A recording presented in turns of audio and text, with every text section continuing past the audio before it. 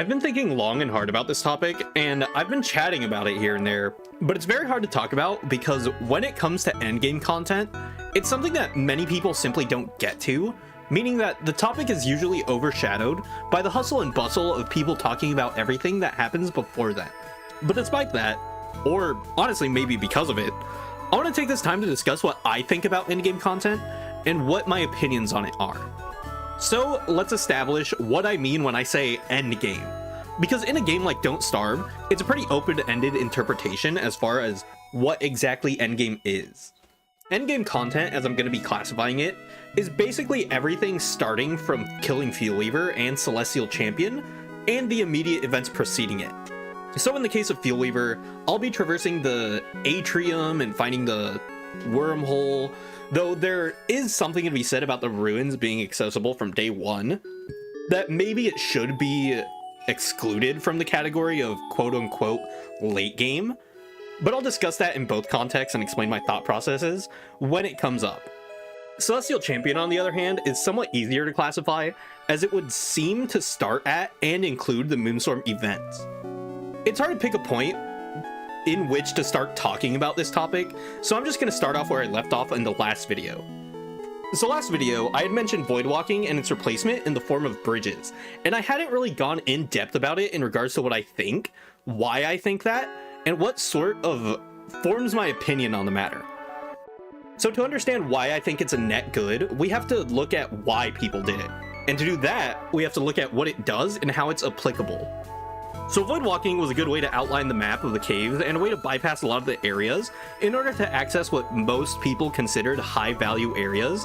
Oftentimes this would just be the Atrium, namely the ancient Fuelweaver arena, or in some cases, the Labyrinth, specifically the ancient Guardian spawn location, with Fuelweaver definitely being the more prominent of the two. So this was what people would use it for, to get to these endgame areas. Now following this thought process, we can take a look at why they would do this, and we could do that by looking at what they skipped to get there.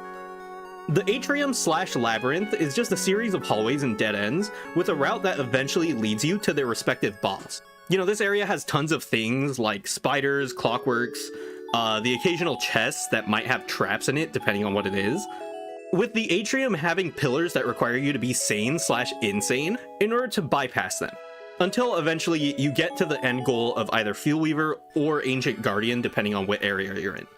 This area isn't terribly different from any other area in the ruins, just leaving out the statues and things that you can mine for resources, being basically solely a combat focused area with the occasional test. So void walking just allows you to skip the challenge of maneuvering through it, letting you quite literally skip everything to get there. And honestly, I think that's fine as far as the Atrium goes, but most people do tend to go through the actual labyrinth to loot these chests. As for the Atrium, there is functionally no reward that comes with clearing it that is worth the hassle of dealing with all the mechanics in place, especially considering that just prior to going through the Atrium, you've almost definitely already cleared out the ruins, which is simultaneously more relentless in regards to the challenges that it presents to you, as well as more rewarding, with having tons of thulecite and gems that help you get incredibly useful items. But when it comes to void walking, I think it's important to ask why you would be against it. If it was solely for the reason that, quote unquote, it's cheating, then I have a theoretical situation for you. Is it any more or less cheaty for somebody to swap to Wartox after clearing out the Atrium, then teleporting to the ancient Fuelweaver arena, making a lazy deserter, and then teleporting other people to that arena? And then once everything's said and done with, you could just teleport back. I don't think that is any more or less cheaty, because in both scenarios, void walking and swapping characters with the teleporting one basically has the same outcome. Both instances bypass the actual maze portion in its entirety, allowing you to just skip it with very little effort. And the only real difference is that one of them exploits the way that the game engine functioned, while the other exploits mechanics that are intentionally established in the game. Now, if you think that swapping to a TP character like Winona or Wanda, Wartox, namely, is fine, then to me, that tells me is the proposal is sound, and now we're just haggling over the price. You know, with swapping characters to kill Fuel Weaver, it's really just the cost of moon rocks, which, you know, I wouldn't say to a moon rock bridge or something that's just highly resistant to cave-ins and can be placed in areas like the Atrium. But fundamentally, what I'm asking for is for an easier way to traverse the Atrium / the Labyrinth that cuts back on the time required to get to the end of it. I think that would go a long way, and is primarily what people would use the void walking for. You know, just overall making the process a lot more tolerable and quicker after repeated action. Because the big thing was people who would clear out and kill Fuel Weaver would do it multiple times. Like, the big thing about void walking is that it just cut back on the hassle of having to clear the Atrium over and over and over again after resetting the Fuel Weaver fight, which is something that people definitely did want to do. Alternatively, if you're of the opinion that using Wartox and by extension, you know, Winona and Wanda's teleports just shouldn't be allowed in the Atrium, then I say, if I'm forced to go to the Atrium, I have ways to do so while making it a breeze. Like, there are tons of things that you could do in order to make the Atrium a relatively automated process. You know, just things like anemones, which will clear out the mobs in the Atrium for me just as they spawn, and therefore make it significantly less of a threat. Alternatively, you could use something like tentacles in order to kill them as they load in, tentacles being stationary and therefore significantly less of a threat than the not stationary clockworks. And if all else fails, you can always just box in tallbirds and they're functionally the same thing. You're basically swapping out the threat of clockworks for the threat of tallbirds. So the argument that the Labyrinth and by extension the Atrium should be difficult is only really applicable in the first run through, and subsequent visits just become substantially easier.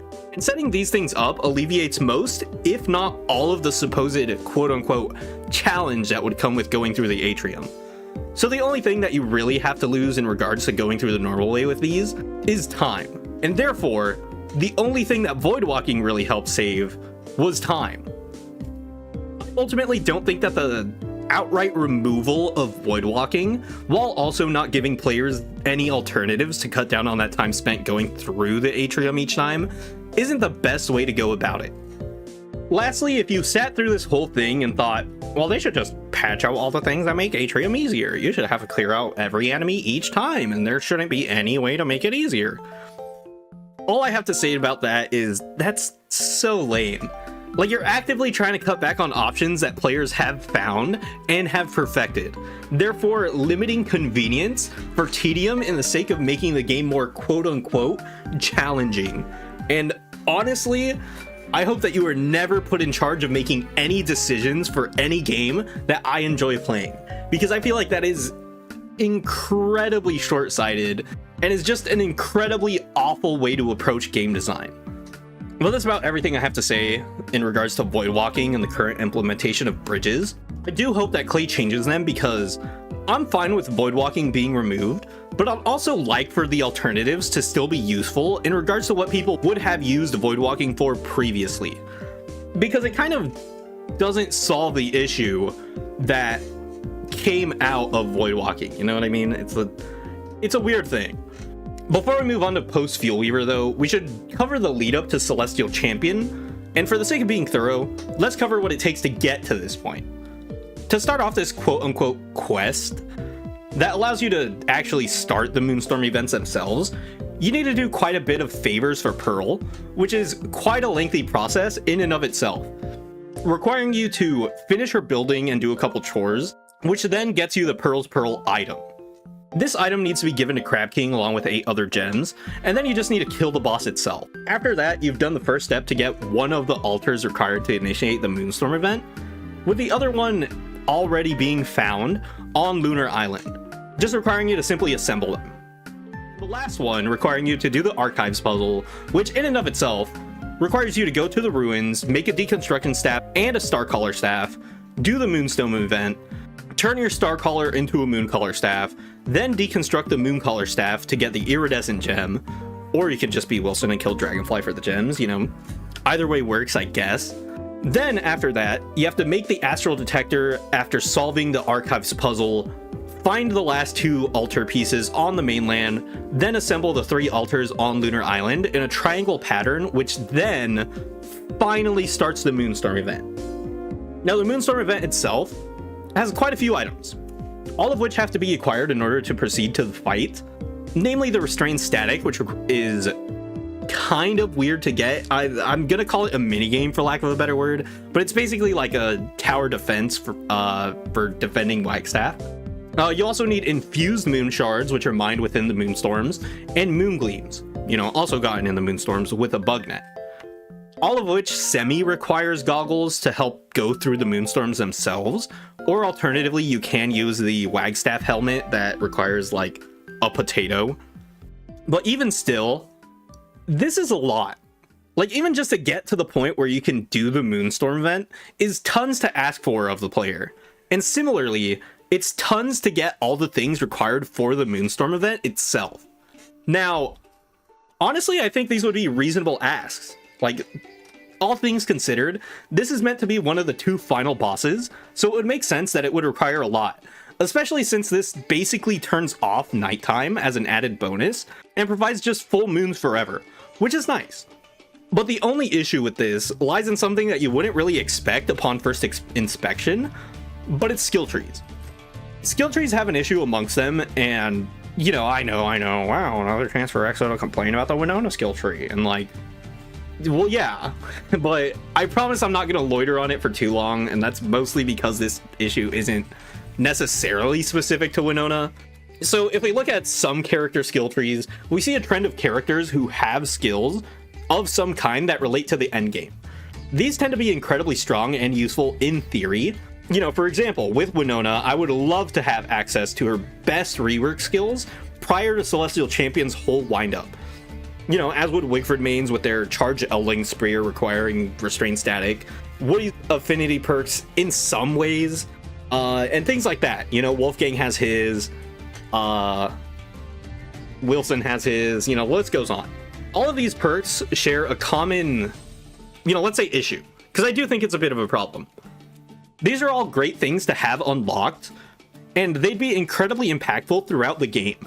But the fact that they're locked at such a late stage of the game causes a weird dynamic where you want to play the character with those skills invested in to have all these cool options available to you, and to explore these options and become stronger overall as a result of it. The problem is, if you're not already in the late game, you're simply not going to have these options available to you. So it creates a weird situation where if you want access to some of your character's best skills, then you feel like you have to rush these things. And to some degree, that kind of dictates your playstyle. And I think that's overall pretty lame in a sandbox game, especially considering that you have a limited amount of skill tree points to pour into your character, and those skill tree points are basically just sitting dead in your skill tree until you get to that point if you invested in them. So it creates a weird dynamic where you don't really want to invest in these things until you get to the end game. Obviously, some of these are more quote-unquote required than others. With Winona's probably being the worst simply due to the fact that multiple of her skills simply require these late game items. But as for other characters, those items being both a skill tree point investment on top of requiring late game stuff just sets up a scenario where the best way to play those characters is to swap to them later. Or if you're gonna play that character, then you build your skill tree around what you have currently, and then just respec using the Celestial Portal, which also just sucks. Ideally, the items that are required to activate these skills in order to make them relevant whatsoever would be accessible within a reasonable time frame. Like, I'm fine with them locking it behind a boss like Nightmare Werepig, for example. Being the only way to access Dreadstone and Pure Horror, pre-Fuel Weaver. I think that's fine. I'd be fine with Clay adding a new boss that you have the option of fighting, a difficult enemy or doing a task of some sort to have access to Pure Brilliance or to Restrained Static, just things that are required to activate these characters' skill trees. But asking to enable the entire Moonstorm event is simply just asking too much for just to be able to actually use the skills that you've already invested points into. I simply just don't like the dynamic that locking these skills behind endgame creates.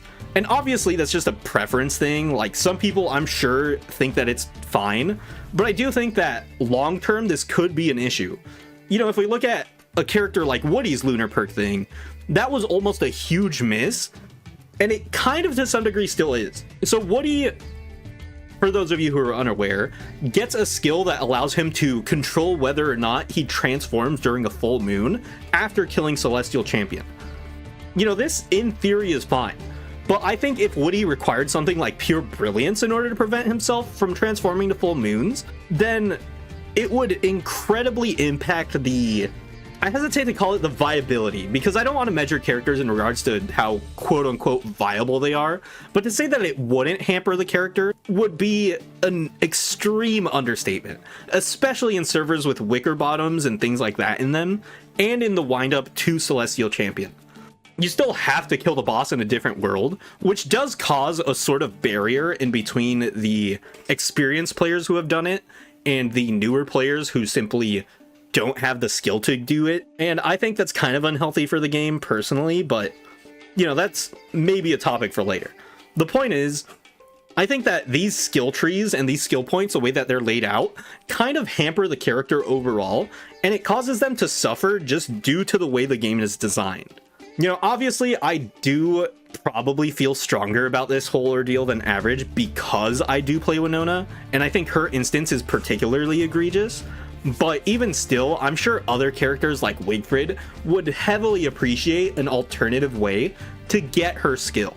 You know, but I think that's enough for that topic. I feel like I've, you know, made my point. This isn't just the case for skill trees, however. I think there are some items that appear in the endgame loot table that are potentially there too late, with the biggest thing that I've mentioned being the Beefalo Gloom Belt. This item is really good in that when your Beefalo dies, you can revive it, and it passively just deletes the poop that your Beefalo drops, which is all really good and some nice quality of life stuff. But the issue is, Beefalo are something that if you're going to tame, you tend to do so starting from day one. This means that you're gonna have to play through the entire game until you have access to the one thing that prevents the constant rollbacks from accidents involving Beefalo. Additionally, Beefalo tend to die more often early on due to things like getting bucked off and biting off a bit more than they can chew. Like if you're being chased by a mob or something and your Beefalo starts aggroing onto them, then typically they're gonna end up dying because they're not fully tamed and they just happen to buck you off at the wrong point in time. So this kind of puts a Gloombell in the awkward position where, yeah, it's good, but it just comes in after everything's already sort of done with. You know, hopefully Clay adds an alternative to this, even if it is worse than the Gloombell, or just makes it available earlier on by doing something like even just killing, you know, the Nightmare Werepig if they just reduce the cost somehow. But locking it entirely behind Shadow Rifts kind of makes it fall flat to some degree, and I feel like that's a missed opportunity. Now, let's talk about what happens after you've cleared the ruins and, you know, cleared the bosses and, you know, that is the rifts themselves.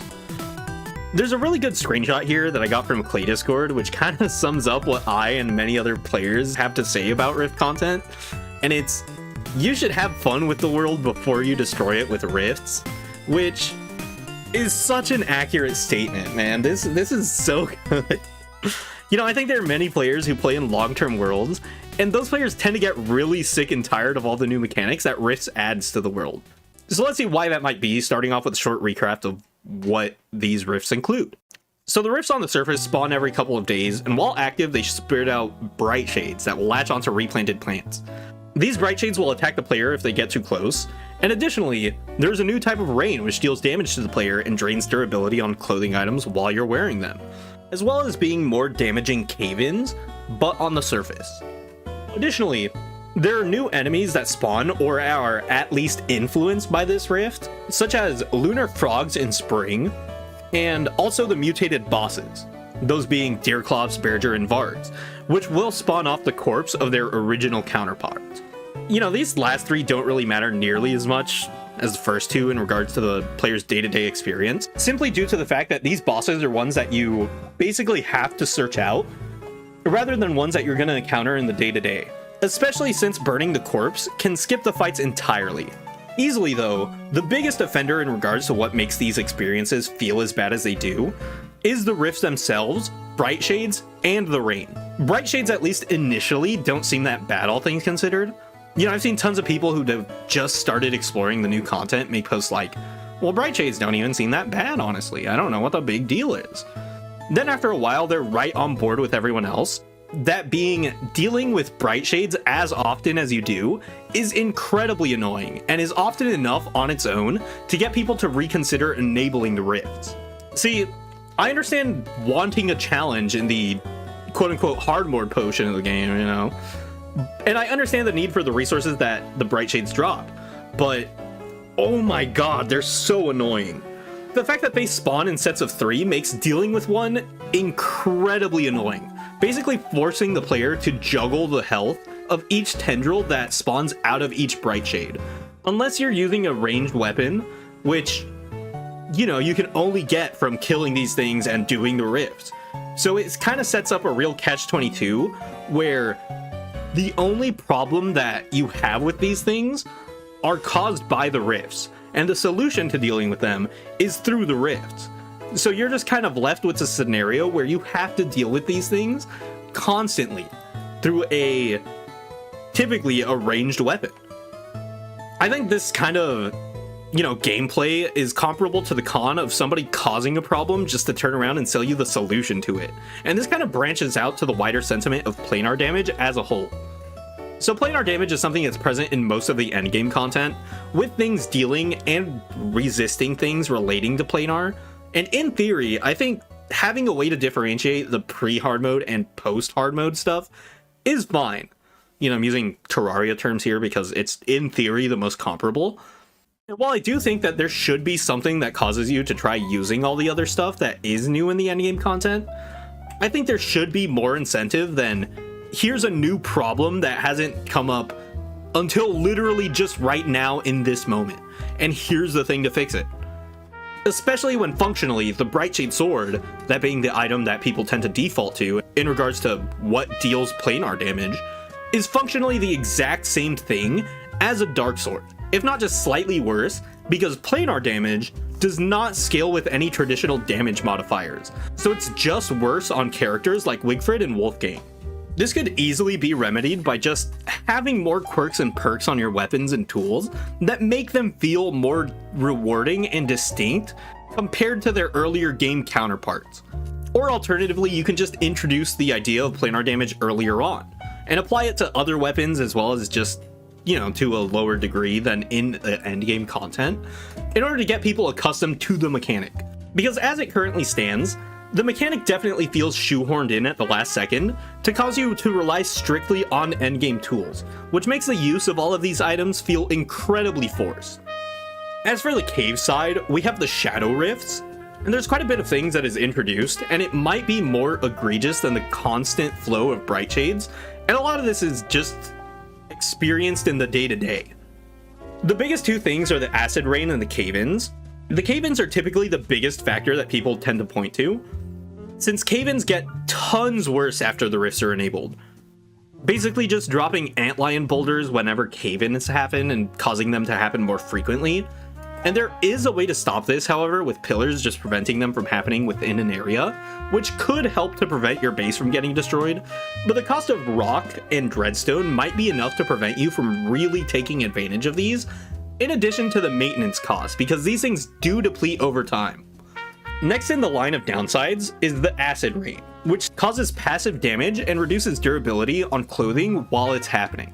Along with this are the Ichors, which are new, but the fact that they can just spawn everywhere whenever they want, and in the most prominent areas in the caves, that being the halls, makes them a lot more annoying to deal with, especially considering their very tanky nature. Over time, these downsides can make the caves borderline uninhabitable, especially considering that the acid rain and cave-ins can just happen at the most annoying point in time. You know, this is all in all just a huge hassle to deal with when it comes to doing things like exploring the labyrinth, clearing the ruins, or even just maneuvering around the Atrium. It's just a whole process to deal with, the hassles that rifts cause, and they simply don't outweigh the cost and the hassle in regards to what they provide, in my opinion. Now, all of this complaining is mostly just complaining for the sake of it, and I know I haven't really brought up any real solutions in any meaningful way, so I kind of wanted to talk about what some potential solutions are, with really one thing that kind of alleviates a ton of these. You know, just add some planar-based elements prior to endgame. Like, it doesn't have to be on par with a Dark Sword or anything like that. It doesn't have to be a Thulecite's worth of damage. It doesn't have to be insane or anything like that. But I think there's a lot that can be said about allowing players the ability to get resources that they need, as well as introducing mechanics to them that are a huge factor in late game. The ideal place that I could see this happening is something like the Archives. There's still a whole portal down there that hasn't been used, and I think that it'd be a perfect place for introducing an enemy that's like, you know, just difficult to kill, or alternatively is just like an Indiana Jones style thing where you need to run through a couple of things in order to make escaping this area with the loot. And that loot, you know, ideally would remedy the issue of planar damage not being introduced, as well as potentially introducing a way to get that pure brilliance slash Rasain static slash whatever else characters need in order to access their late game skills earlier than what is currently the only real options, would be great and would go a long way. As for the rifts just being annoying, I think there just needs to be some sort of counterplay to prevent these things from affecting your base, at least as often as they do. You know, whether that be decreasing the spawn rate of bright shades, having a structure that would prevent glass rains from falling on your base, you know, things like that would just be amazing for the player. I do think that bright shades are the main problem, as well as cave-ins in the caves. I can see the both of the rains being fine. They did incorporate the umbrella, which like helps to alleviate, but it doesn't feel like a permanent solution whenever this stuff happens. It just feels like another thing that you have to carry in order to deal with it. But truly the big annoyances are the frequency and the rate at which bright shades spawn, as well as the frequency and the rate at which cave-ins happen and drop boulders on you. And look, I understand that people are going to be in the comments being like, wow, I can't believe this guy is asking for the uncompromising survival game to be easier. I remember when this game was supposed to be uncompromising. Do you guys remember that time in the ads when they said the word uncompromising? It was crazy. Wow. Remember when I was dog shit and didn't know everything about the game, and therefore everything seemed harder to me out of ignorance to how the things work? To which I say, just shut up, dude. Like, there's something that I've been expressing throughout the entire video where I just hate the conflation between something being tedious and time consuming for the sake of it and something being difficult. Because it's not like it's quote unquote difficult to just have the items that make these options take less time and effort, especially when it's a repeatable action. Like, let's take a look at a game like Monster Hunter. So Monster Hunter, for those who are unaware, is a game that revolves around, you guessed it, hunting monsters. But there's a class of quests where you're tasked with retrieving a specific item, oftentimes being something like a monster's egg. Carrying these eggs just outright encumbers you, basically just slowing you down, preventing you from rolling, from using your weapon, dropping from large distances, you know, things like that. Things that are basically core to the actual monster hunting game. And all things considered, I think these missions are pretty fun. They force you to maneuver around the terrain in a new and interesting way, causing you to, rather than charge headfirst at every enemy in the game and loot their corpses, maneuver around them, as getting just bumped by even the smallest of these enemies can cause you to break the egg. These missions tend to be limited to 1 to, at most I've seen, is 3 eggs per quest, oftentimes gradually evolving to where if you took one route to get your egg back to the camp, that route might become sealed off in some way, or just might become basically unpassable, typically with a huge monster blocking your path because, you know, you stole its egg. This kind of forces you to reevaluate your options and approach getting back to your camp in a new and interesting way. You know, this, due to its slower nature and less action-packed gameplay, is kind of a complete shift from the otherwise action-packed aspect of the game. But the reason that this works is because they're pretty sparse. You know, playing what amounts to a stealth game segment in this monster hunting game in which you have to do this quest are few and far between, and the times in which you have to deliver the egg are limited to small amounts, with 3 being an outlier by all standards of measurement. Now, imagine if instead of happening only every so often, this quest that, you know, by all means, does hinder from the main aspect and the main appeal of the game was something that happened like every 4 mandatory missions, and you had to get something like 10 eggs for. You know, this would become a huge annoyance and become nothing but a tediousness for the sake of it. But if you really wanted to, you could argue that because the game hinders your movement and because it's outside of what the typical gameplay loop is, the game is challenging. But I can guarantee that if you ask people who played that game if that's something they would enjoy doing, then they would laugh you out of the room, because that's just not what they signed up for. That's not what the appeal is, and that isn't enjoyable. And this is kind of how I feel about the late game in Don't Starve, where things tend to be tedious due to the repeated actions, such as maneuvering the Atrium or the Labyrinth, or dealing with bright shades constantly.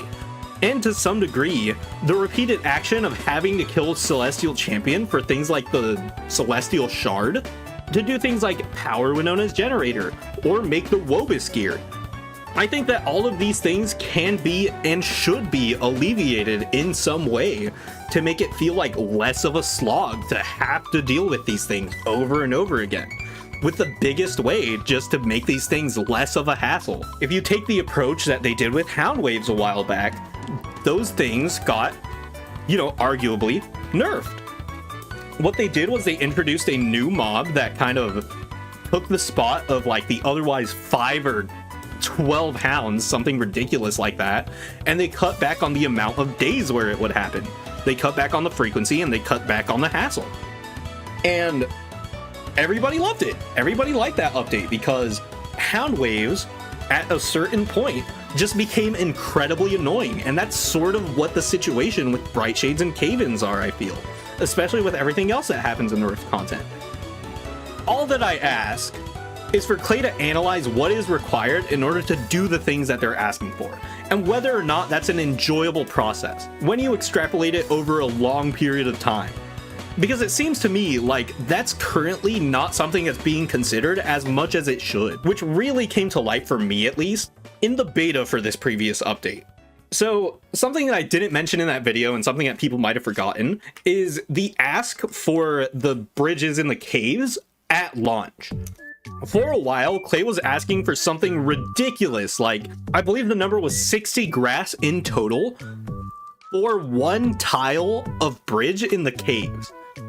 Something that, by the way, still deteriorated. I think that is a ridiculous thing to ask, and if that's where their standard is, I feel like they have to wind it back in order to make the entire process more enjoyable. Because, in theory, I could pay for the 60 grass. Like, the cost to make these things wasn't the issue. The issue was that I had to pay it. It doesn't take that much to start a Winona farm or a Wickerbottom farm that just mass produces grass.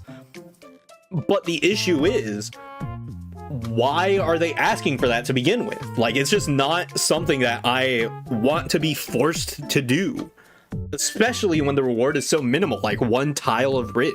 Like, the point of these farms are that they are there to grant you an excess amount of things. They're not really something that the average player is going to set up, nor should you be expected to set these things up.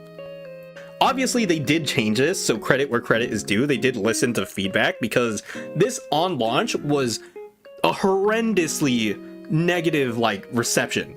So all I'm asking is for Clay to listen to the people who are complaining about this thing, because I do feel like post-Rift content is that issue with Hound Waves, where it happened too often, it happened in a clunky way, and it just overall wasn't an enjoyable experience. That's really all I wanted to say about this topic. Now, don't get me wrong, I think that this game overall is still really good. I'm probably going to make a video talking about what I think the game does well, because I have been pretty negative about the game, in recent times.